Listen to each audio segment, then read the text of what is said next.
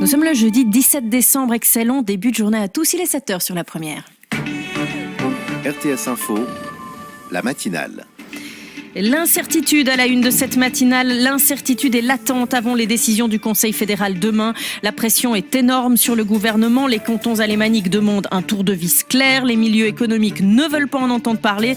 Et du côté des romans, finalement, on en pense quoi? Restaurants, magasins, l'ouverture est-elle encore tenable? On va poser la question ce matin à Nathalie Fontanet, conseillère d'État genevoise. Elle sera avec nous après le journal. Ce qui est clair, en tout cas pour le moment, c'est qu'on ne pourra pas être plus de 10 personnes autour de la table le soir de Noël, en tout cas pour ceux qui respectent les consignes. Mais comment faire lorsqu'une partie de la famille ne veut pas s'y soumettre?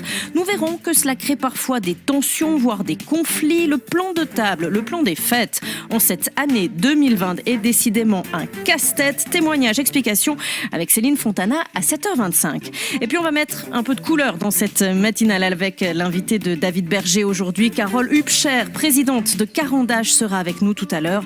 Des Carandaches qui n'en a pas eu. C'est plus de 100 ans d'histoire du crayon en Suisse. Alors quel est le secret de la réussite quand on vend des crayons au temps de la digitalisation? Comment fait-on face à la crise économique actuelle?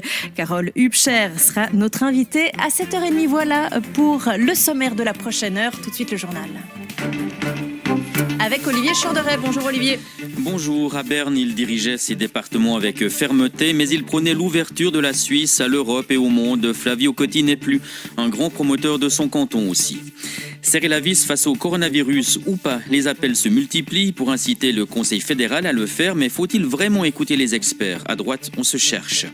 Les MNA, un phénomène nouveau, il sera au cœur les années à venir de la lutte genevoise contre la criminalité.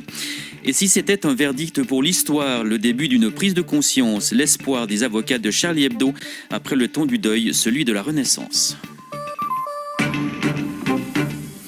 N'en déplaise à Jacques Chirac qui ne savait pas à l'époque qui était Flavio Cotti, le